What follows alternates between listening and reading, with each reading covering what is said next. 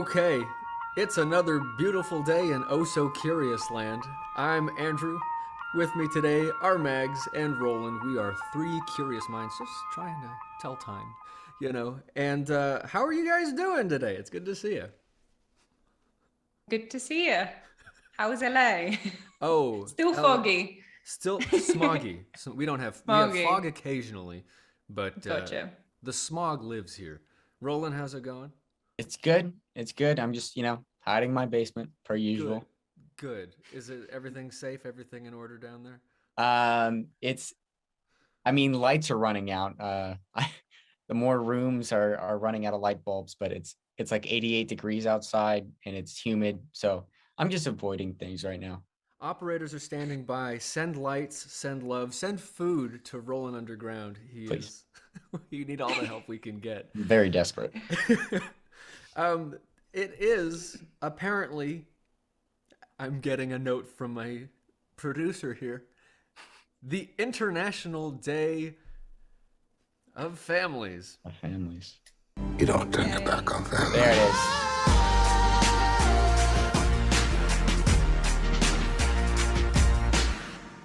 I bet you guys didn't see that one coming. I certainly did not. And boy, to all the families out there, if you're a product of a family, if you are born of parents and have siblings, make sure you tell them you love them today. And congratulations to you for existing within a structure of humans. Or not, not humans. What's real? Yeah. Oh, I didn't say It's it. family.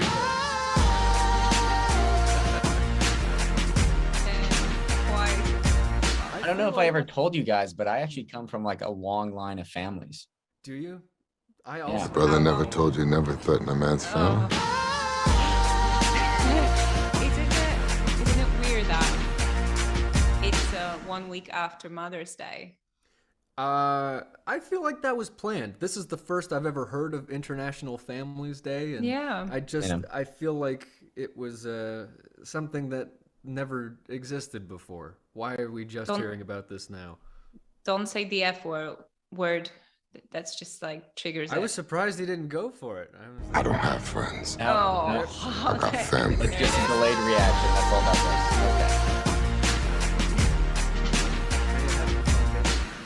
Having a good time with your family button over there. was. I know he's just grinning so You don't hard. turn your back on family. Yep, there it is. The magic button. Did you make this up just to kill time today? Yes, I think he did. Yeah. I feel like I should Google this and figure out if it actually exists. Watch it be like it's not International Day of Families. It's like don't some. say it again. It was. He's just gonna keep going. What's real? There it is. Oh, It's family. I can't wait for the Instagram to be the feed to be filled with pictures of the Dumb thing. Toretto. Oh, Hashtag Yeah. famine. Well, Yeah. okay. I did Google it. Dan didn't make it up. I feel like it's time to move on because Yeah. I don't know how many more times I can take that.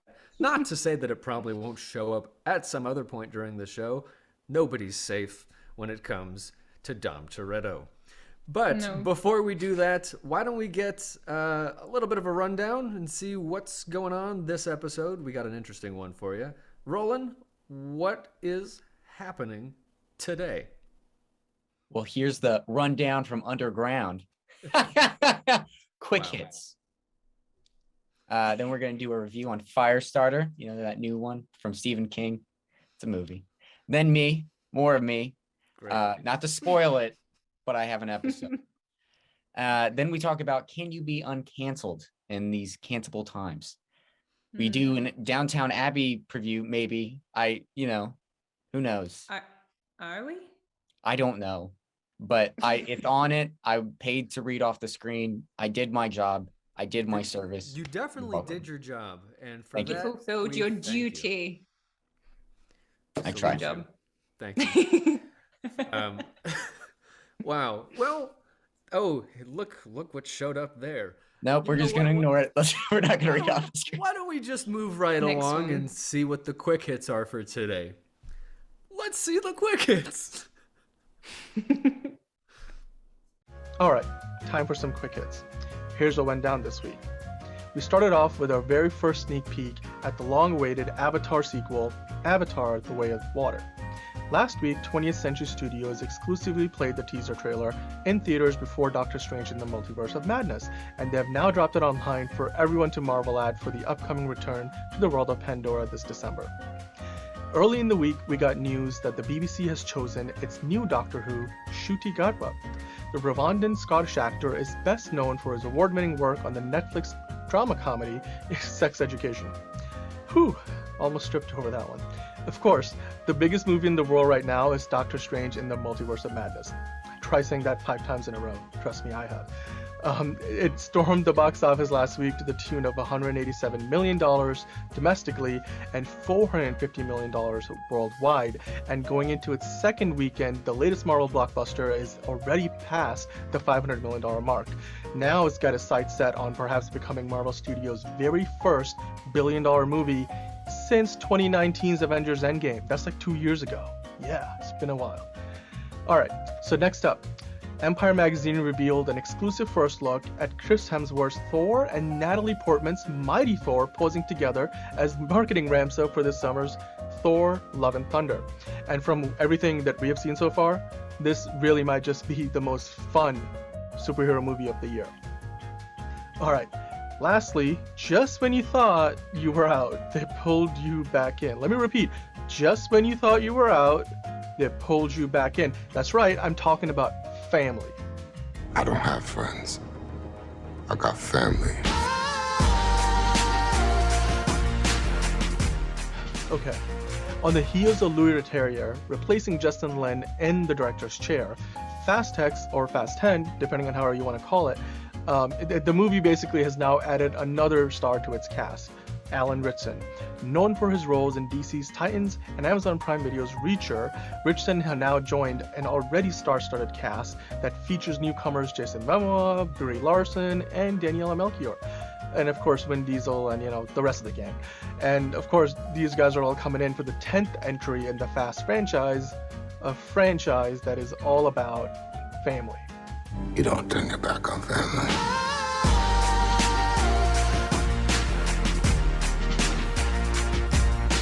Yeah. And that's it. Them's the quick hits.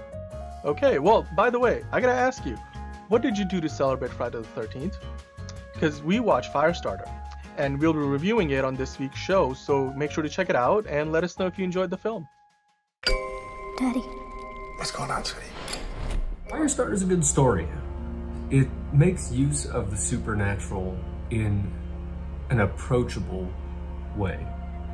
And I'm very glad I have watched that film because it is good. It's an interesting take on adolescence and superpowers, and the explanation for the supernatural is an interesting one. We'll spoil it for you. The credits are brilliant because the opening credits are brilliant because what you've got is this fast-paced montage of interviews from a government experiment where her parents were participants, and the government experiments, the drugs they were testing ended up giving them special abilities.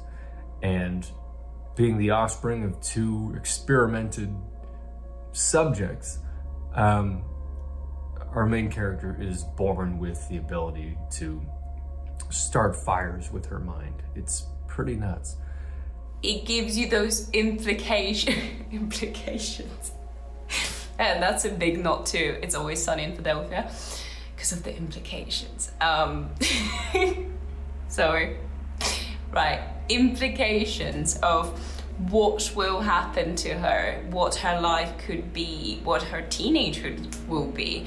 A lot of those things are sort of left with the audience to figure out themselves without them being, you know, force-fed information that they can actually, you know, make up in their mind. And while visually striking, really neat, it's not one of these, it's not Michael Bay explosions. It's, you know, teenager in the bathroom fires, which is real, you know, and there is a nice groundedness to the supernatural elements in the story, and I think that's what I liked about it. They also didn't go over the top with CGI and special effects. I really like those films when audiences being respected. They're not treated like, you know, idiots. We're given just enough information to make up the rest of the story of our own. It has this really, really interesting juxtaposition of the 80s. So the film is set in the present times, but it has this huge nod to the original version of Firestarter from 1980s, and you know, the use of music and stuff. I think it really helped the film, but at the same time, it is still its own thing. You know, there are moments where the images are being transmitted between minds telekinetically, and all that's used is a crossfade, which is sufficient. It's great. Your imagination is there, and it's just letting you know, like, you get Carrie's references, you get nods to Stranger Things, very 11, very big bad scientist trying to catch the child, but it still manages to become its own thing. And I keep repeating that because it's true. It's a unique film which carefully takes things from everywhere else and succeeds in doing so because the film works. In addition to how grounded the supernatural abilities were, the use of them as a way to make money or to just sort of get what you want. There's some clever tricks with Zac Efron's abilities where he, he convinces somebody they're looking at a $100 bill, and they cut back, and on the other hand, you can see on his hand it's a $1 bill, but through the other person's eyes, it's a $100 bill. It was just a clever filmmaking as opposed to big budget special effects, and I really appreciated that. Zac Efron seemed a little young, but maybe I'm just getting old. And he was a dutiful actor in this. He did everything that the role required. There were no performances in this that I was blown away with. Great casting choice. I wasn't sure about Zac Efron at the start of the film, but it actually made sense towards the end why he was a great choice for that. Spoiler, without spoilers. Also, the girl that played Charlie, really great performance. Not many adult actors can do what she had to do, so yeah, goes without saying. The family dynamics are interesting. There's some disturbing imagery for sure. Even though it's a horror film, it wasn't that scary, but usually I do mind this in films, but not with this one, because I think it's able to reach broader audience, and that's what the film like this should do. Yeah, solid effort, positively surprised. Overall, it was pretty good. A 7.7 out of 10. Yeah, let's go with that.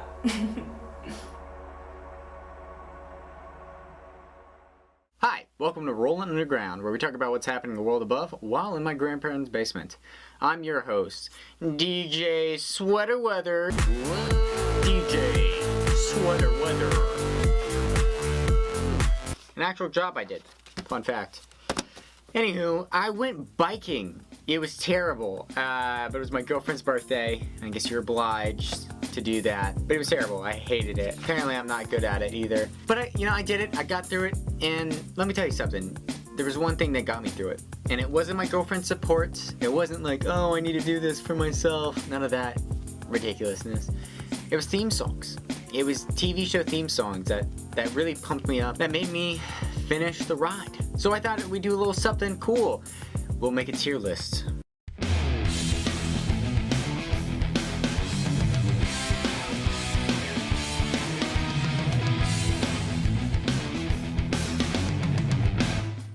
Alright, so how I have this set up is S, it's in red. It stands for superior. It slaps. This can be on any playlist. It's a good song. It's a great song. On the bottom, we have D. It's in green for some reason. You would think that green would be good and then red is bad, but whatever. D stands for dog doo-doo. It's not good. It's terrible. I hate it. Let's just get into it, okay? Because there's no point in dilly-dallying, okay? Let's just roll it. First off, let's start with what's new Scooby-Doo. All right, this is really the reason that we're doing this video. It slaps, okay? This is superior.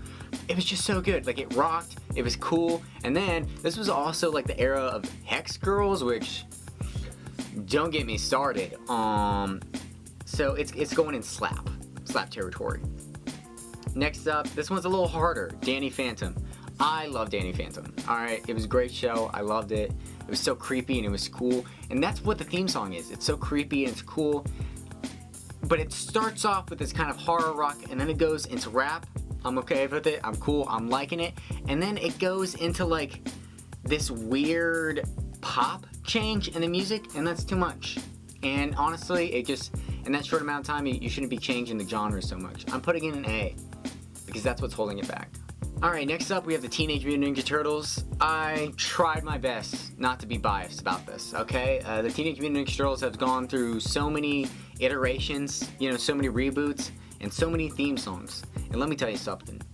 There's a lot of good theme songs, alright? Teenage Mutant Ninja Turtles, just, it bops, alright? So I was like, which one is the best? Okay? And it's obviously the 2003 version. This song slaps. It's superior. It's so good, alright? There's so many lines in this, like it's a shell of a town. It's so good. It's so good. You could put this on any playlist. I will say there's a 4-minute version of the song that's very unnecessary, but let me tell you something. I love being a turtle. By the way, I should say I had a lot longer list of these. I'm just going off of my fans. You know, I went on my social medias and I went to people and I was like, hey, what, you know, I said, let me know your most and least favorite theme song, and I got a lot. I got like, I think 33 responses, but let's get back into it. VeggieTales, it's good. It's good. Like, it's pretty good. It was good use of tuba, and then they put the accordion into it, and that's too much. All right, you can have one bad instrument. You cannot put two bad instruments into it, but it's not bad, so I'm giving it a C. Wonder Pets, D. Ben 10, I was a Ben 10 kid, alright? I don't know if you can tell by the green, but Ben 10 hit. It was so creepy, it was so cool, the aesthetic was pleasing, and that's what this song is. It's so dope. You see the transformations, you get this creepy, cool, like eerie alien sound. It's so dope. It's an S. It's superior. Cat Dog was always confusing to me, even as a child. I never understood like how they went to the bathroom, like how do they, like what was their story? In the theme song, it makes it seem like they're born that way. What are their parents? There was too many, and I never liked it. Anyway, the song just doesn't really do anything for me, but I don't hate it, so I'm putting it for C, for Cat Dog. Lazy Town, D. It's just, I think because of the whole Stevan Stevenson, I think, he went viral and, you know, people loved him and his song was cool, and I think I just had higher expectations, but this song is bad. It's not horrible, but it's not good. There's definitely some production value that's just, I'm not a fan of, so D. Next up, Beetleborgs. I had to look this one up. I had no idea what it is. You should look it up if you don't know what it is, because I'm not going to explain it. I don't have time. It's pretty good. It's pretty good. It's like, it's creepy, it's cool. Apparently it's the same company as Power Rangers. Fun fact, Saban, whatever. I'm putting it for B. Add another B for the big bad Beetleborgs, okay? Clifford the Big Red Dog. How do I put this? No. It's not, it's like so boring and it's like so casual that I imagine as like a parent, I would be so annoyed. I would hate it. I think I would just... Oh my gosh, speaking of bad theme songs, 64 Zoo Lane. My friend suggested this. I don't know why. Like, the music is okay. Like, it would be a C, but the singer's voice is just so annoying. I'm giving it a D. It's not good. You know, it's Kids Next Door. Okay, Kids Next Door was cool. I love the code names. I love their outfits. The music, though, it's a C. And let me tell you why. It's such a ripoff of James Bond. It should be lucky I'm not giving it a D because we don't respect cheaters around here, okay? I mean, it's pretty good, but it's literally just a James Bond theme song. Like, there's not, like, I understand they're going for spies, but just, yeah. Next up, Chalk Zone. Chalk Zone is pretty good. It's a pretty good song, but it's just the same line over and over again. It works. It's C for Chalk Zone, okay? Alliteration all over. Code Lyoko. My friend that also did 64 Zoo Lane recommended this one, and let me tell you something. D. This is one of the worst songs I've ever heard. I hate the animation. I hate the song. The song is terrible. It's garbage. Hannah, this is bad. Big City Greens. It does nothing for me. Nothing. It's such a copyright-free song. You know, like you wouldn't have a scene to put it in, but it's good. But it's the scene. Dexter's Laboratory. That was pretty good. It was really good. The music was very haunting. It was very chill. It was cool. I liked it. Anybody else hate Dee Dee though? Like, I always hated her. Like, I always wanted to punch her. But it's not the best song, but it's such a good song. I'm giving it a B. I have to give it a B. It's nothing. I don't know. I'm sorry. Dude. Power Rangers. We actually talked about this on Oh So Curious. And one time, me and my friend were hanging out and we were doing karaoke at his place. And I made him listen to all 25 theme songs of the Power Rangers. And I think we got halfway through before he was like, well, are we listening to the same? No, we were listening to 25, all the seasons of Power Rangers. It was awesome, dude. It killed. It was so good. The beginning rip of it is legendary. You don't have to know the show at all. This song kills. It slaps. It's whatever synonym you want to use for it. It's superior. It's S tier. H2O, I know a lot of people like this show, so I'm going to be trying to be nice about it. It was weird having to watch 16-year-olds in swimsuits. That's not really my cup of tea. It made me uncomfortable. And the song is just like, it's boring. It's a very boring song. It does nothing. It's a C. It's just not, it's like, for a show that I feel gets so much hype, you think it'd have a better theme song, but it doesn't. It's just bad. I Am Weasel. I'm liking the ska vibes that it gives. Like, it's kind of like kooky. But the I Am Weasel is kind of funny. I don't know. There were some nice notes, but it wasn't groovy enough. I have to give it a C. That's So Raven, it was definitely a product of its time. Let me tell you that. Very 2000 vibes going on. It was a great show. It wasn't bad. It's so dated that I have to give it a B. I have to give it a B. I wanted to give it an A, I did, but it's just so dated. Jimmy Neutron rocked. It was really good. I'm not gonna lie. Like, the singer was like, just like, he was so tough and cool. He was like, Jimmy Neutron. Like, he was just like, he knew he was cool. Like, he knew this song was good. I liked it. It was cool. It wasn't like anything to really get you going. And he did say like Jimmy Neutron a lot, but I'm giving it an A. It's a really good song. Johnny Quest, honestly, I think they benefited not doing any lyrics. I've never watched this show, but it looks very dope. Like, this looks enticing, and it looks very innovative for the 60s. And it's cool, but I'm giving it a B. Like, it's very good. Chowder. I don't know what Chowder's deal is, but the theme song is so catchy. It's like the first few lines. You hate the moon and you hate the sun. It's so catchy. It's so catchy. And I don't want to like the song. I really don't, actually. I wanted to give it a B, but I can't help it. I have to give it an A. Because it sticks with you, dude. It sticks with you.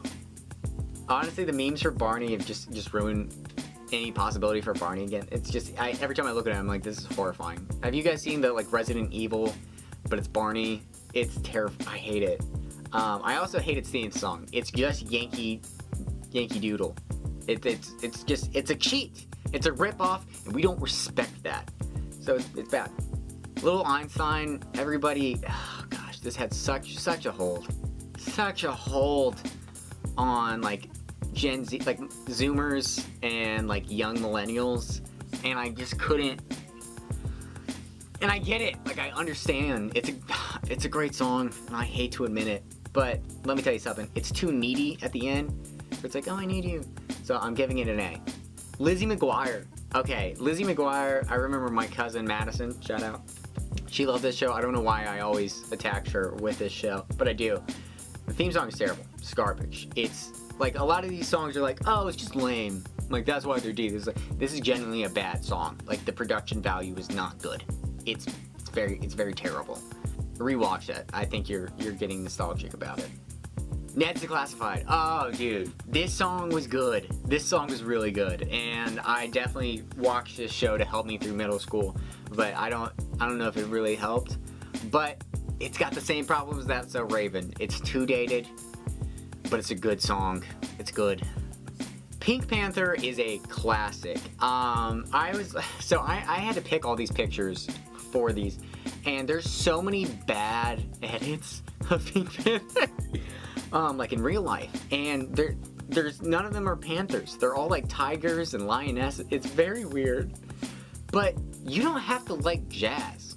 I'm spitting for some reason. You don't have to like jazz to love this song. It's so smooth. It's so groovy. It's such a good song. It's S tier. It's fantastic. Pokemon gives like I just died. No, that's not the thing. I just died in your arms tonight by Cutting Crew. I'm not gonna sing it. I just don't have the energy. But it's giving me that, like, it's like this weird 80s glam rock. So it's good. Like I like it. Don't get me wrong. It's it gets you very pumped up. So I'm giving it. I don't know. I'm giving it an A. I'm giving it an A. By the way, I never watched this show, so dude, Jake the Magic Dragon, I watched this. This was a good show. I liked it. I was really big into were creatures. Maybe we can talk about that in another episode. I was really into that. But Jake the Magic Dragon was cool, and the theme song for the first season is pretty good, but you can tell there's some production issues. But season 2 of it, fantastic. And for that, and it's saving it, I'm giving it an A. It's really good, and I recommend you rewatch it. And then Sid the Science Kit. There's really not much to say about this theme song. It's like boring. It's just him talking in it, and it's not good. Also, Sid the Science Kid looks like my friend Cameron. Don't know what that has to do with anything, but I'm including it. And our last one, and possibly the greatest one, Spectacular Spider-Man. Dude, this song was so good. I still listen to it. I was on a road trip and we listened to this because it's such a great rock song that you don't have to. I don't know what it is, but it gets you pumped. It's good. The animation, I know I wasn't gonna talk about visuals, but the visuals are good. Okay, it's just everything about this song, and there's such cool editing. And I'm sorry, but S tier, baby. All right, alliteration once again at the end of the episode. Superior, Spectacular Spider-Man. That song slaps. So yeah, that's my ranking. That's my list. Do you guys agree? Do you disagree? I don't really care. You can comment, do whatever you want, but guess what? That's my tier list, baby. And I might do another one. Let me know. I have tons more of these theme songs, so just let me know. Till then.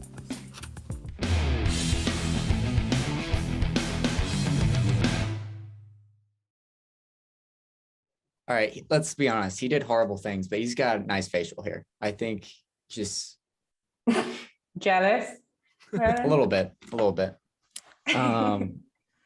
But no, I think this is a good segue into talking about cancel culture and just kind of talking about, what can we even do if somebody that we have canceled in a movie, or if somebody that is canceled uncancel themselves, or how they can do that. I think that would be fun for us to talk to. Yeah. So what is it? Sorry, Andrew, but what even is being cancelled? What does that mean for the star? What does it mean for the show? Well, I mean, at the end of the day, what it is telling somebody based on one thing that you've done that the public now knows about. We're going to make it difficult for you to work and have a public persona. And I think one of the bigger issues here is that this is largely happening online.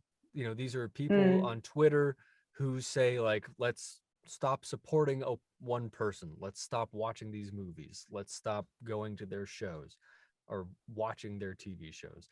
And when you've done something, all we really know is the press release. And based on that press release, we're supposed to decide whether or not you can work. It seems to kind of be up to studios who think, oh, people aren't going to like what you did, so we're not going to work with you. You're kind of radioactive. And I was going to ask, who's deciding? Because it's not like people are actively protesting or writing I don't know, petitions, because right? it seems like a lot of this canceling is just in summary a social media boycott. Yeah.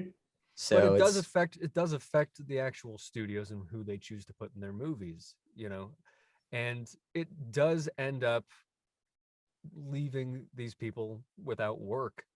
Not that they're struggling actors, but it's usually people who, for better or worse, like they're in the public consciousness. We've known them, we've grown up with them, we've enjoyed all of their work, and suddenly when one thing happens, you know, it sort of becomes the public's responsibility to judge and say, well, we don't like that one thing you did, and therefore you won't have a career anymore. It's political. It's people taking this into their own hands. And we've seen some people's careers disintegrate. And what I wanted to talk about today, what's interesting about it, is that some people are starting to climb back. And as cancel culture has kind of become a meme, we know it can happen. We don't want to get canceled. Now it's really, it's been 5 or 6 years since Me Too started, and since cancel culture became really prevalent. Now we're starting to see people come back. I'm interested in asking, how do people become uncanceled? How can people come back? Is it possible? Do you guys think it's possible? They slip through the creaks. I mean, enough time passes by. I think there's so much happening every single day, you know, in social media, news, etc., that I don't know, it's impossible to keep the track of all the stories all the time. I genuinely think people forget. I mean, they remember, but at the same time, I don't know, time heals, that kind of thing. What exactly happened with Armie Hammer here? Well, Armie Hammer is a little different because they filmed, if I'm not mistaken, majority, if not all, the movie before COVID. And during COVID was when we found out that Armie Hammer was canceled. And it's just kind of a different, like in that Guardian article that was shown previous, you know, you see that they're almost using it as a kind of business fallback. In the article, they say like, well, if the movie doesn't do any good, because we've talked about this before, streaming and watching movies can be very difficult with getting revenue. So if this fails, they can always use like, well, it's because Armie Hammer was in it, instead of they can have that excuse. It's the scapegoat. It's crazy. It's scapegoat. Yeah. Two really interesting things about that. Number one is it puts a lot of responsibility on the viewers, you know, and it almost frames canceling as a public responsibility. You know, if you're a good person, if you believe that this person's, you know, deeds should discredit them as, you know, an artist, then it's your civic duty to not go see this movie. But they didn't take him out of the movie is the other thing. And there are instances where we've seen actors taken out of movies, replaced, or, you know, just airbrushed out like they were never there. Yeah. Yeah. Johnny Depp comes to mind. He was supposed to be in those Fantastic Beasts movies. Mhm. And I don't think Johnny Depp has actually been canceled, but he's been mired in enough controversy to where it actually had an effect on whether or not he could work. He was definitely somebody that was about to be canceled, but both parties, I'm trying not to get it too much into it, but both parties basically have evidence against each other. I am trying not to put my opinion into it, but I will say Johnny Depp is kind of tried to prove himself and shown like a lot of evidence, like recordings of arguments and showing how Amber Heard was abusive and, you know, certain injuries that have happened. So it's that case is definitely interesting, because if you hear of somebody that, you know, beats on their wife or is very abusive, you know, why would you want to see them star in a movie? You know, why would somebody want that star treatment? Well, You know? that's another really good point, because But we can- also, we can sorry, Andrew, but I Go was ahead. just thinking that Johnny Depp is known to be controversial. Why did it take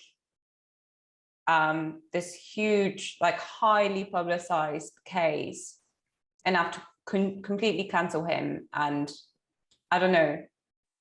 I find it a little bit baffling that earlier, you know, you still want to associate that type of actor with kids' films, essentially, because that's what pirates were, right?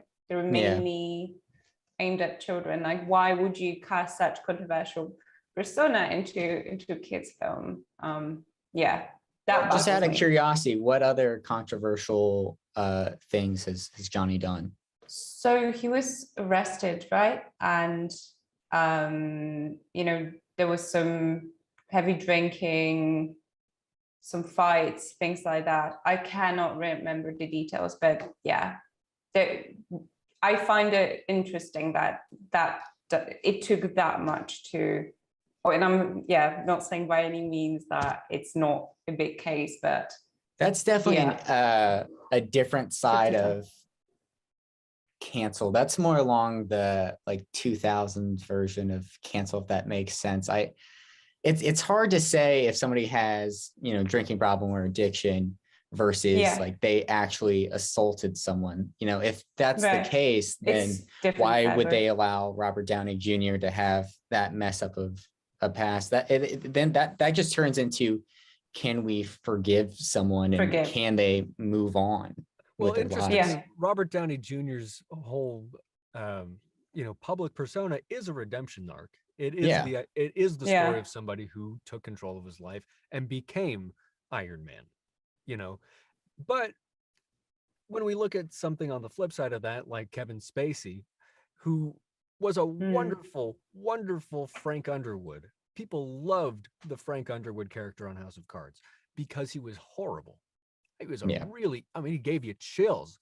That was wonderful, wonderful acting. That's what actors call living truthfully. That's a real method kind of acting in a sense of like, hey, this really know how to be horrible. Well, but I mean, it's not effective in that way where we feel it unless you're. And you wanted more. You wanted more of this performance. You wanted more of his like. Yeah. Evil And it was behavior. totally acceptable to love creepy Frank Underwood and watch all of these despicable things that he did.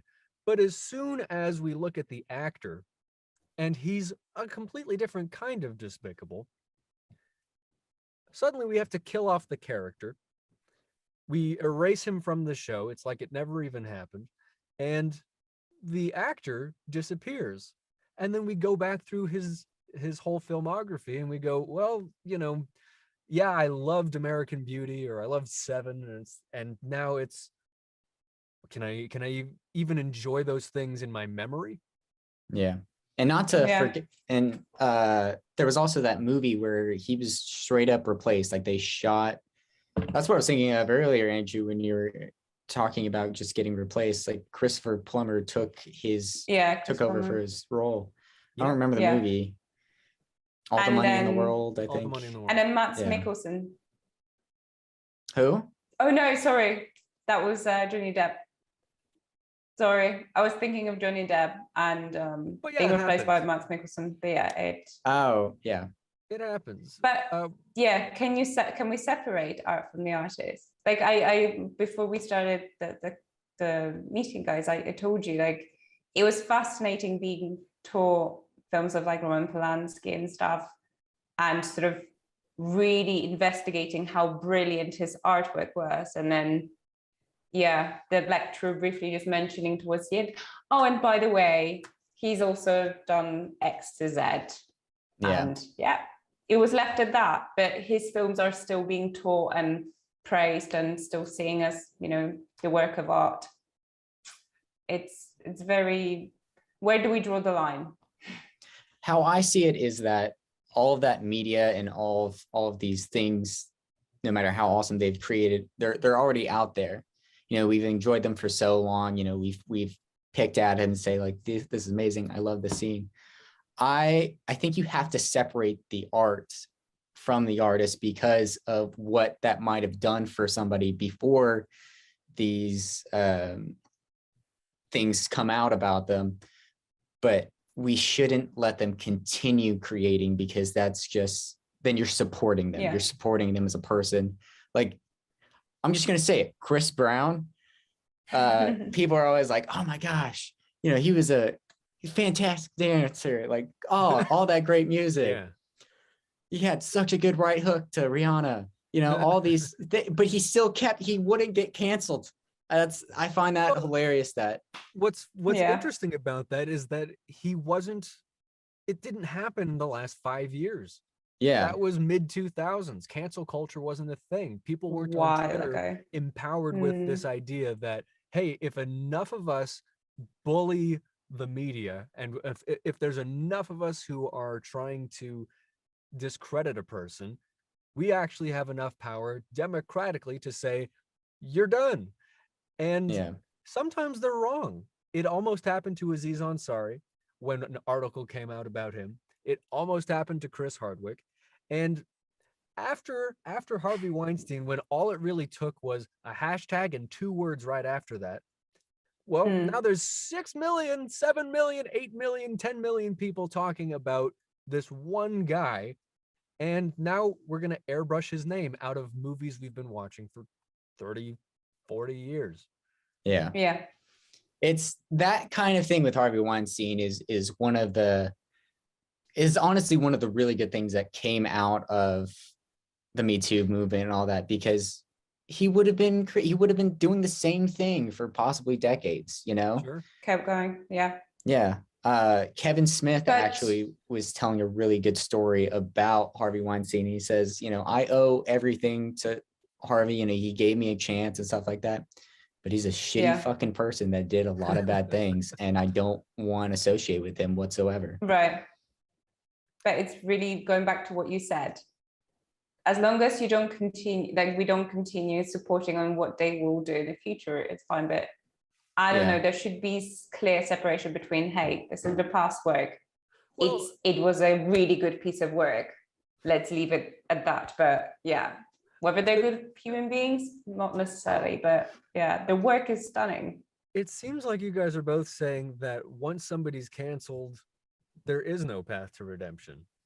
Like, we shouldn't, it sounds like you're saying you've been canceled and all the stuff in the past, like, hey, we liked it in the past, but going forward, so we're never going to give it's- you another chance.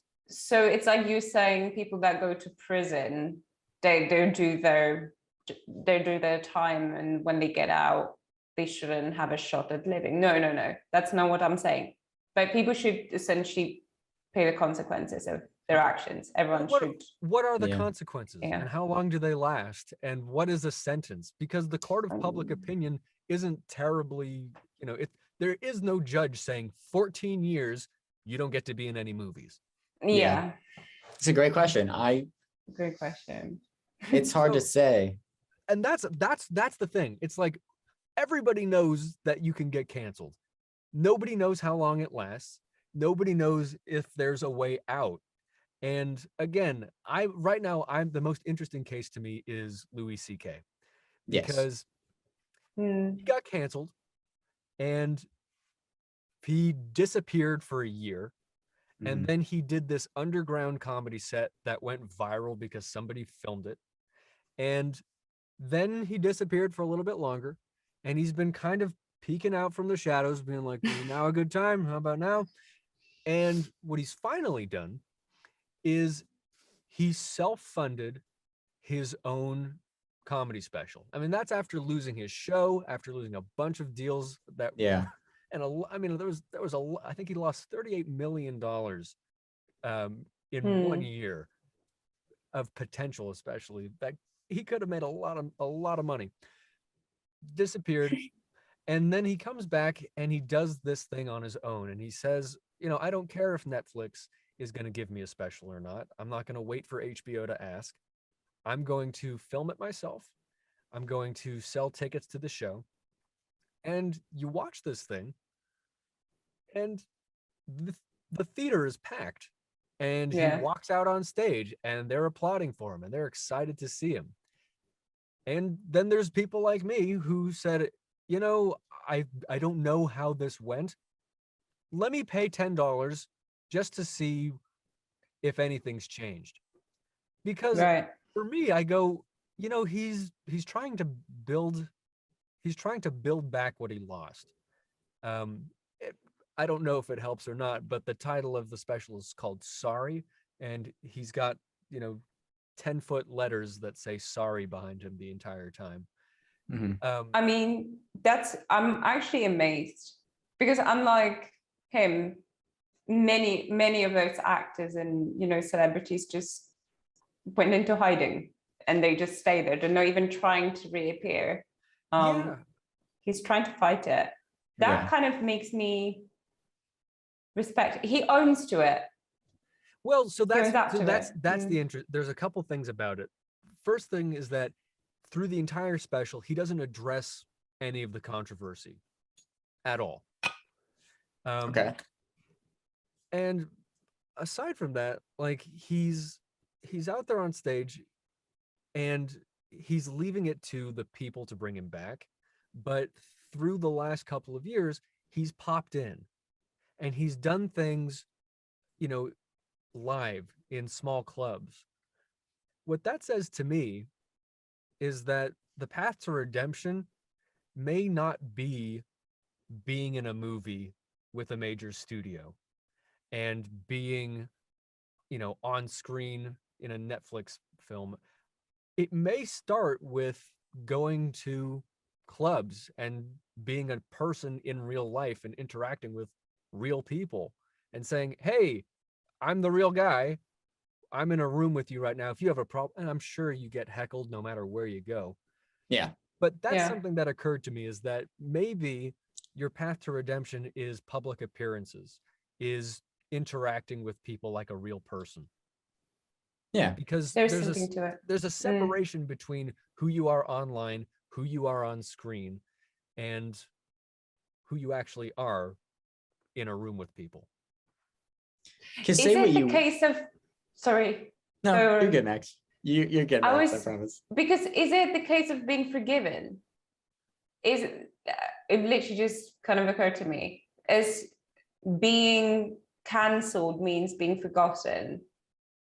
And that's essentially the very last thing that any celebrity would want, to be forgotten. Well, I think the threat is certainly that we'll forget you, you know, we'll erase you so that you will be forgotten. But I think forgiveness is really what I'm after here. Is like, there's some people who they want to be forgiven. And, you know, the public has been trained to say, well, we can cancel people, we can forget people, we can erase people, we can punish them. If we have that power, don't we also have the power to forgive? And how do we exercise that? You know, because it's easy to dogpile on a hashtag and say, like, yeah, he's awful, you know, but what, you know, when have you ever seen like hey, let's uncancel this guy? It doesn't work the same way online. Yeah, but I think actually trying to go out and make a public appearance, like you guys were saying, that really does something. That shows like, hey, you know, I'm trying to make amends to the fans and stuff like that, because no matter what you say, fans mean something. They give you a following, they give you more jobs, and they do stuff like that. You also see, because you never know what the numbers really are online. You don't know if it's fake accounts, people making duplicate accounts. You also, like, it's really easy to be mean behind a keyboard where nobody can see your face. Yeah. You know, but if you are at the grocery store and you bump into, I don't know, if you bump into Bill Cosby, it might be different than bumping into Louis C.K. Or if you bump into Kevin Spacey, it might be different than bumping into Johnny Depp. But how would you react as a person? I was going to ask you guys, would you take in, I don't know, an autograph, or would you take a picture with, let's say, Johnny Depp? I actually don't ask for pictures if I see, good. Not to be better than everybody else, which I am, but I don't know. Like I guess I'm just like, so, because I'm working on set, so I see actors. I'm not going to be like, oh my gosh, Chloe Grace Moretz, I saw you in Kick-Ass. Can I have a picture? I would not do that. I'd be too embarrassed. But would you still essentially like, or just, I don't know, say, hey, great work, or would you just literally not even? I don't know what I would do. I mean, you know, if there was somebody who I really thought got the raw end of the deal and really didn't deserve it, yeah, it would no problem. Yeah, but I remember Bernie Madoff. You know, back in 2000, people saw him. Actually, I had a family friend who looked like him, and was walking through New York, and somebody like threw a drink at him and was like, "Screw you, Bernie Madoff!" Like, people were really upset about that because they were actually affected by that, you know, by the collapse. But for something like, hey, I heard somebody was on a date with you and you were uncomfortable, or they were uncomfortable, and I don't watch your movies anymore. Hey, you jerk, I don't watch your movies anymore. Like, what have I done? How do you approach the whole J.K. Rowling thing? Because that was quite interesting, that there was 20-year anniversary reunion where everyone were invited apart from her. That's an issue of some cognitive dissonance out there right now, because people love Harry Potter like a religion. Yeah, you know, exactly. They don't want to give that up for a second. And the fact that she starts tweeting some things that they feel aren't consistent with their religion is tough, especially when it makes people so much money. Yeah. And they know they're still making her money. They just take her name off of the commercial, or they don't give her a spot on, but it's still going to her. Yeah. It's still her creation. You know, she has a right to it, but it was you can say no whenever. Yeah. Not to say that it was funny, but I remember when she was like tweeting, you know, just all these crazy things. And I was of course friends with a lot of like hardcore fans, and they were just like crying. They're like, please, J.K. Rowling, just shut up. Please, just stop talking. Someone said, someone please take the phone away from her hand because she's losing it. Yeah, it was shocking to follow that. It's just like, what happened? Is it because, I don't know, certain people get that type, I don't know, they reach certain level where they just think, okay, I'm good. I can do whatever. I can get away with anything. Can the level of fame affect those decisions? I know this is not really about uncanceling, but no, it depends on the person, because there are people who are humble themselves constantly, being like, all right, let's remember where I started from. But some people just let that fame go to their head and have this kind of arrogance that you see here, and have this arrogance. I think you're missing something else here, which is that what happens when somebody becomes a celebrity, the public forms an image of who they are, and they're really not. They're not looking at these people as full people, as flawed humans. Oh, 100%. So Amanda Bynes, Britney Spears, you know, all these people that were like falsely canceled for just having a stressful time. But I mean, as nobody's 100% transparent on social media. Not one person, you know, and social media has sort of turned us all into these little celebrities and tabloids where we everything we do is a press release, and everything we do is framed so that we're in the best light no matter what. And as soon as, I mean, I know that all the people that I'm friends with on Instagram or Facebook, I only see 1% of their lives. There's so much more to them. I know them. I know what they're not saying to people. And I think that's really what's sort of occurring to me now is like cancellation happens online. Humanity happens offline. And I think for people to get a real idea of a canceled celebrity, you'd have to actually sit down with like something like the Joe Rogan experience is great because we actually get to see them as, you know, in a conversation. Sometimes they're really good actors on there too, but at least we see some uninterrupted, unfiltered truth. Yeah. That's what's so great about podcasts, not to represent Oh So Curious, but a lot of it is just a conversation and you can peel back this image that they've even created for themselves. You know, they let themselves be and you hear how they actually are. I mean, personally, I listen to a lot of podcasts that are that are just, you know, just people having a conversation, people talking. What is it? Happy, sad, confused. That's always fun because he asks, you know, certain questions every once in a while that they're like, oh, wow, that's actually something that I don't really talk about that. Yeah, sure. Let's get into that. Or, you know what my favorite part of that kind of stuff is you get to hear people stop and think. Yes. We don't see that on Twitter. On Twitter, it's out. That's it. And on Instagram, it's, you know, TikTok especially, it's an art form to learn how to edit beautifully. We don't see people go, huh, maybe I'm wrong, or I never really thought about it. Hold on, give me a second. This is not an easy question to answer. And when everything comes out that quickly, like especially Chris Hardwick is one of the funniest instances of this because an article comes out and his last tweet of that day was, I had a great day today. And then the next day the article comes out and people comment on the other one, oh, how good was it? You know, get ready. And it turns out like this was not an accurate representation of what happened with this girl. I think the use of like, you know, like the whole ... when you're like texting could be used a lot more on different social medias just to make things more human. You're literally just to stir the pot. I mean, no, I agree. I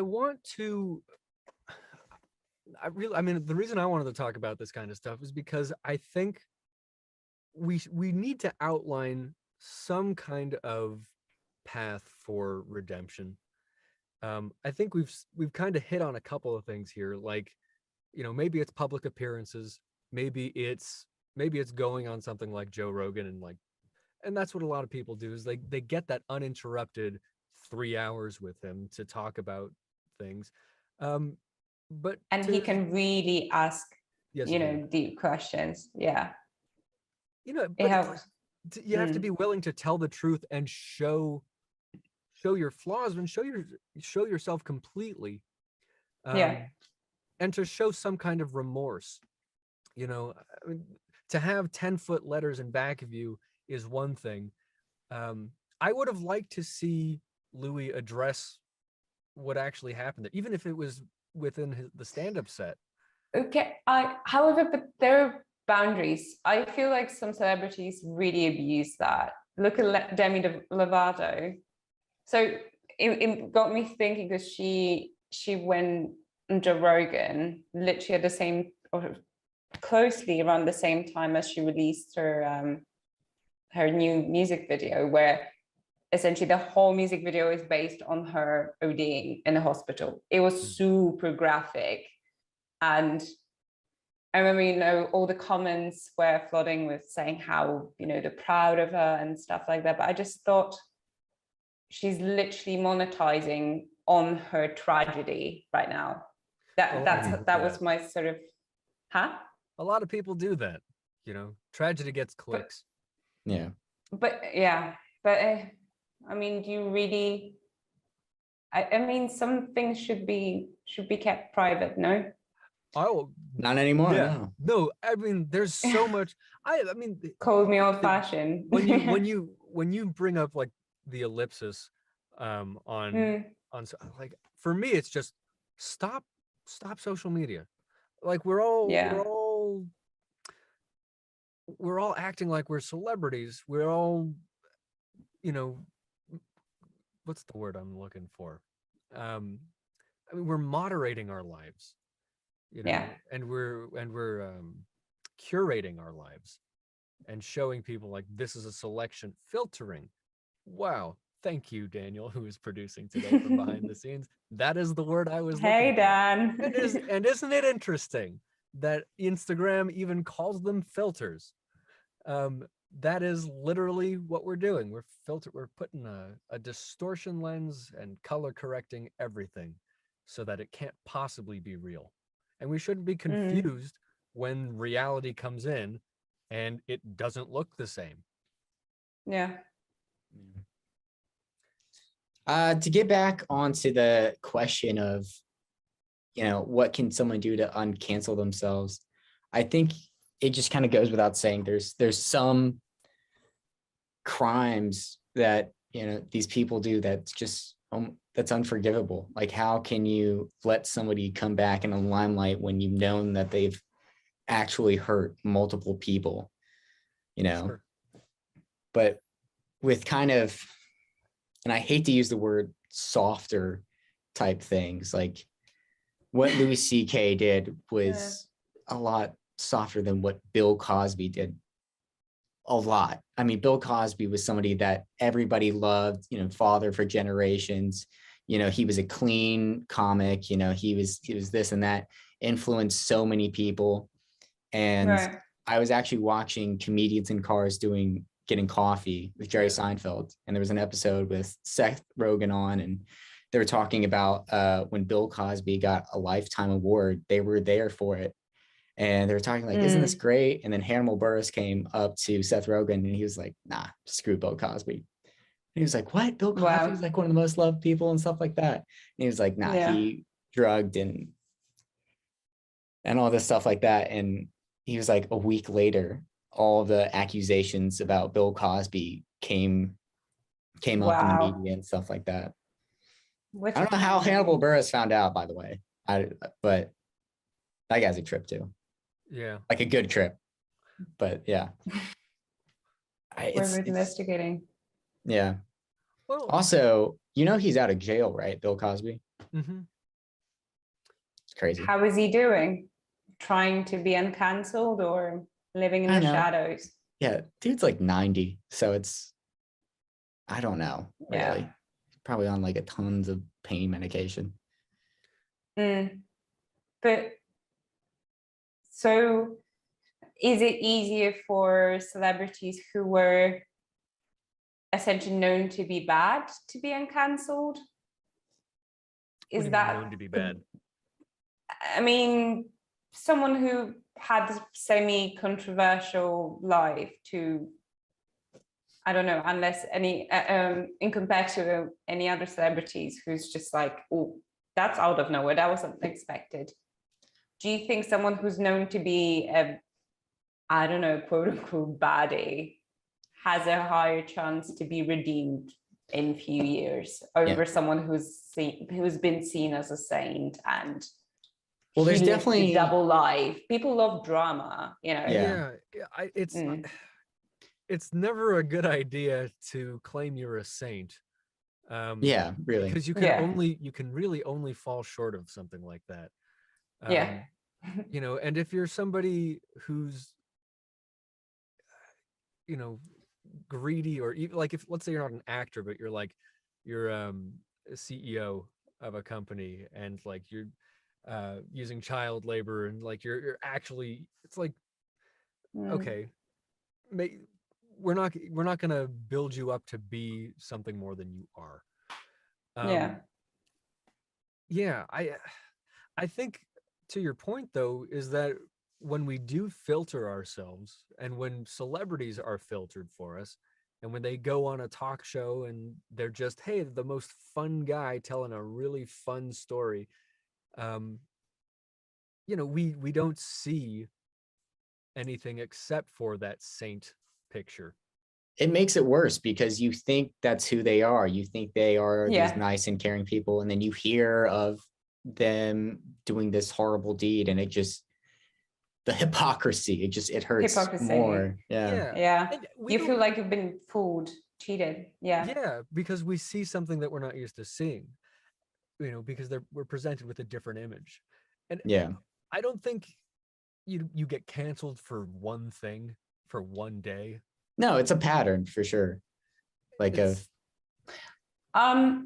mean, there was a time where actually it was enough for anyone to just make a phone call and report, and people were, instantly fired. It doesn't have to be a pattern, if that's what you're sort of asking. It can be literally, especially after the Me Too movement, it was very easy to make a lot of men's life really hard. Yeah. But honestly, it's hard. It's hard. It's hard. Yeah. Yeah.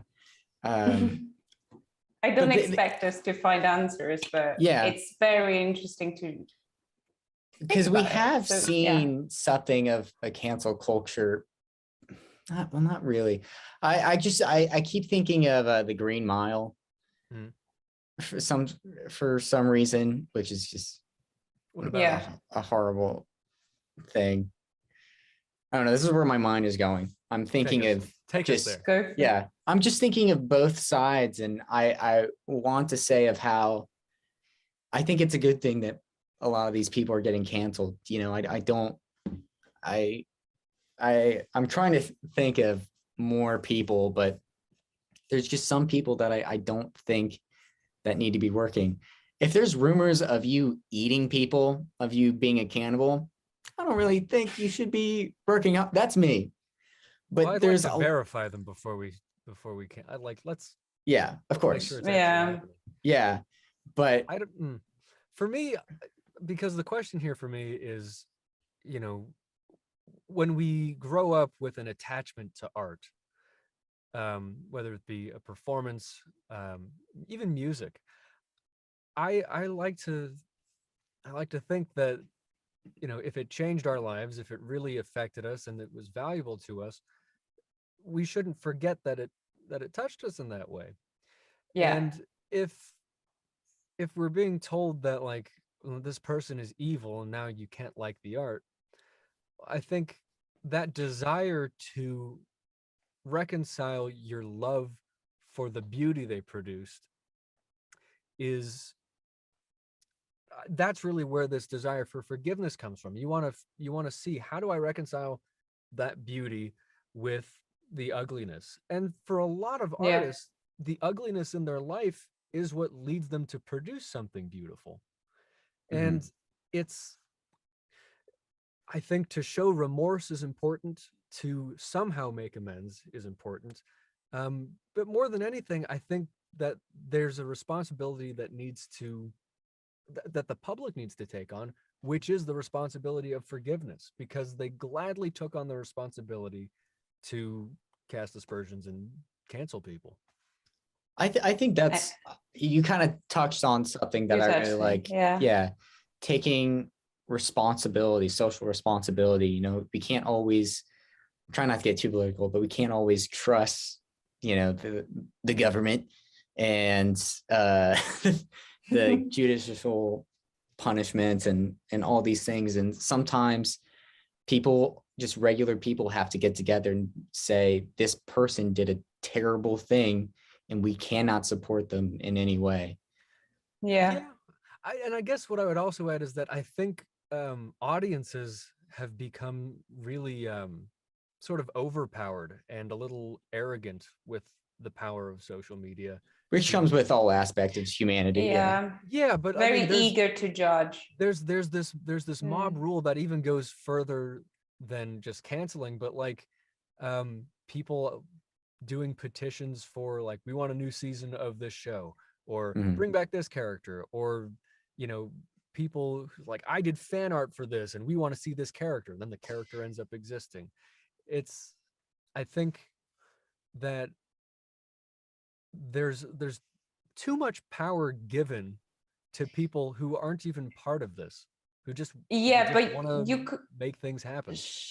I see your point, Andrew, but I'll shift it to the other extreme. Look what it did to Britney. It was because of the fans. Like, majority of her case was supported by her fans. It was because of her, because of them, where the fact that she actually escaped her prison, really. Yeah, there was a lot of dedicated fans that were like spotting things and saying fighting like, for years. yeah. It actually helped her. Not the kind of moral support she had, and it did help.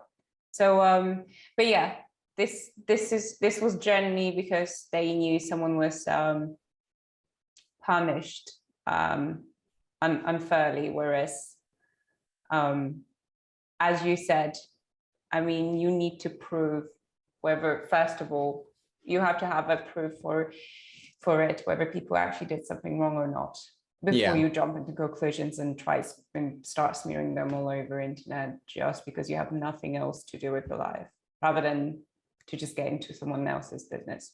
And by the way, I want to apologize for saying that Army Hammer ate people when there isn't. I haven't seen any evidence. That was just a rumor, and I just want to make that well known. I'm not trying to support full disclosure. Yeah, well, I'm not trying to exploit any like angry mom mentality. I know this is a very touchy subject, of course, and I just want to be open that I'm not supporting, just going full blast and doing these things. Does that make sense? Am I rambling? I think I'm rambling, but yeah. I think we get what you're saying, though. Thank you. I appreciate that. Yeah. All right. Well, so let's wrap this up then. Do you think that somebody can be uncanceled? And B, how do you propose they do that? And how do you propose they go about it?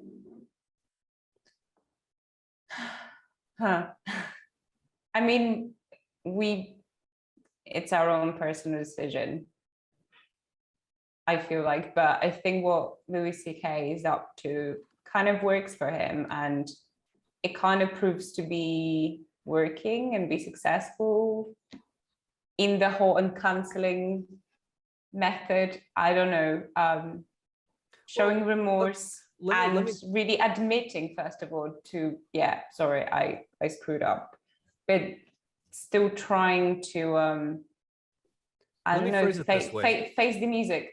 Let's say you got canceled, and you had disappeared, and you had disappeared for 3 years. What would you do? If you wanted your life back, seek ways to be for redemption, essentially. Like, Rolan, you? I would say I would use that time to reflect and try to make amends as much as you can.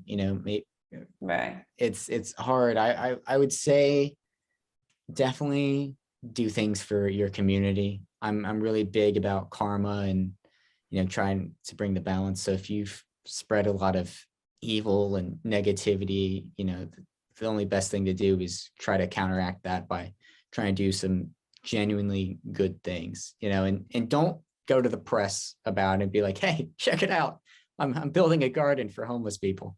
Genuinely do it, and just stay humble. Yeah, just humble yourself, because a lot of this is arrogance and narcissism and thinking that they're the top of the game and top of the world because they are this famous actor and that And they that can the rules do, don't apply to them. Yeah. yeah, they can do anything Yeah. they want to anyone. So, Interesting. yeah. Well, Andrew, what about you? Like, what would you say? well, Cancel them all. no, I wouldn't say that. I generally, you would. I generally think that you know, the issue of audiences thinking that they can cancel anybody for any reason, I think that's a bigger issue than because that affects more people than just canceling one person. What about studios? What about them? Can studios have the same responsibility? Can they make the same decision? Well, they make all the decisions. Everything they do is about money. And if you're keeping somebody in a movie and you're getting press releases about, oh, we have a canceled person in our movie, what's going to happen? That's just another press release to me. That's just more marketing for like, oh, I guess that's the guy, you know, who I heard something about. Can you believe he's in the movie? I'm going to go see it just to, you know. Yeah. I think I'd like to see regular people take more responsibility for this and destroy this concept of, you know, the mob turning against whoever's, you know, the flavor of the week. In terms of actually trying to uncancel myself, were I to be canceled, I think it would start with being a decent person anytime I interacted with other people, making sure that the truth got out there somehow. And if I really am in the wrong, to fix the situation however I can, to address the issue, to apologize for what I could control, and recognize that, you know, like, yeah, it was something I did was wrong, but it's not all there is to me, and it's not the one thing that defines me. And with a lot of these people, with any person, every person is defined by what they do, but not by one thing they did. Yeah. There's the pattern. I see what you mean. Yeah. So nicely said. It makes me feel like I'm such a douchebag because I was like, yeah, I would just redeem myself somehow. And you guys talk about remorse and, you know, good deeds and stuff. I mean, and that's why you're going to those stay things. canceled, Mags. That's why we're going to cancel you next episode. That's anyway. At least I was on time. So that's how it starts. Punctuality gets you places. That's how it starts. That's how it ends, baby. Just saying. Well, I don't think we're going to come up with the solution, but I wanted to at least take this opportunity to say, like, because everybody knows it's an issue, everybody knows it's a problem, it's something that different celebrities are encountering. I haven't really seen anybody else propose a solution, and I'm glad that we actually were able to, you know, start digging that path. It's easy to get caught up in, you know, anger and your emotions about these certain things. So I'm glad we were able to take a breath and actually talk about this. Yeah. Stay out of dirt. Really nice, you guys. Yeah. Well, if you're watching this and you enjoyed this conversation, make sure you subscribe, make sure you like, make sure you share. We're back every week talking about stuff. You know, maybe things, things. The good, the bad, the ugly. Why is water wet one of these days? We'll get there. I promise. I feel the need for speed.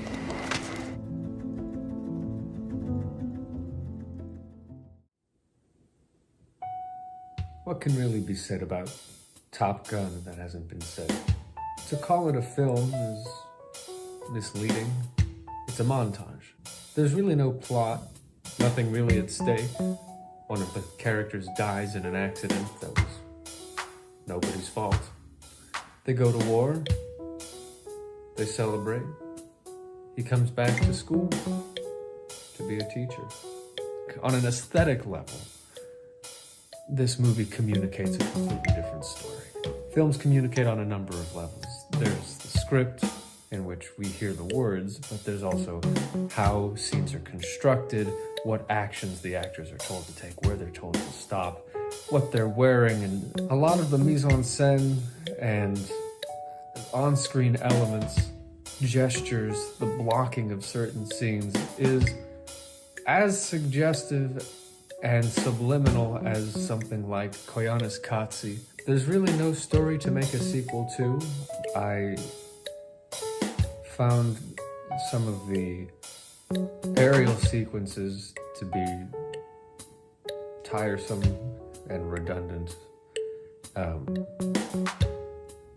I feel weird.